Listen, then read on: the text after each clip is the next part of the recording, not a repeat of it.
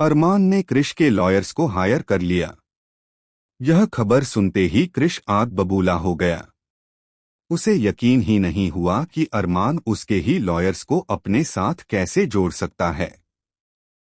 अरमान अब इस केस की जड़ तक पहुंचने का पक्का इरादा कर चुका है। जी हां दोस्तों, स्टार प्लस के पॉपुलर टीवी शो यह रिश्ता क्या कहलाता है के आने वाले एपिसोड्स में दर्शकों को बड़ा धमाका देखने को मिलेगा। इस ट्रैक में ट्विस्ट और टर्न्स ऐसे खुलेंगे कि हर कोई दंग रह जाएगा।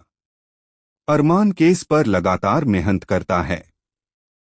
वह फाइलों में उलझकर देर रात तक काम करता है और थकान के चलते गहरी नींद में डूब जाता है। जब उसकी आंख खुलती है तो सामने 3 नए लॉयर्स खड़े दिखाई देते हैं। यह देखकर अरमान भी हैरान रह जाता है।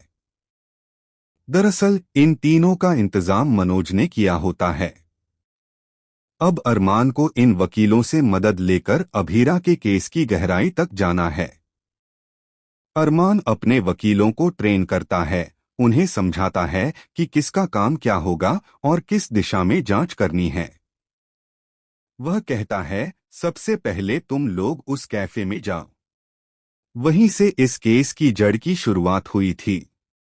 वहीं हमें सबसे बड़ा सुराग मिलेगा। जब अरमान यह सब कुछ समझा रहा होता है, तभी वहां से क्रिश और तान्या गुजरते हैं। क्रिश का गुस्सा फूट पड़ता है। वह अरमान से कहता है, ये तीनों तो मेरे फर्म में काम करते थे, अब तुम्हारे साथ कैसे काम कर सकते हैं? उसकी आवाज में तड़प और नाराजगी साफ झलकती है। लेकिन सच्चाई यह होती है कि इन तीनों वकीलों ने क्रिश के फर्म से इस्तीफा दे दिया है। उन्होंने यह फैसला इसलिए लिया क्योंकि वे पहले से ही अरमान की काबिलियत और ईमानदारी को देख चुके थे। उन्हें लगता है कि इस केस में सिर्फ अरमान ही सही दिशा दे सकता है और सच को सामने ला सकता है। इसलिए वे अरमान की मदद करना चाहते हैं।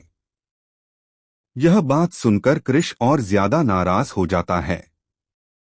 उसे अपनी हार महसूस होने लगती है। वहीं तान्या भी पीछे नहीं रहती। उसका गुस्सा सीधे मनोज पर फूटता है। वह मनोज से कहती है, आपको सच में लगता है कि अभीरा इस केस में निर्दोष है? क्या आपको नहीं लगता कि वही असली दोषी है?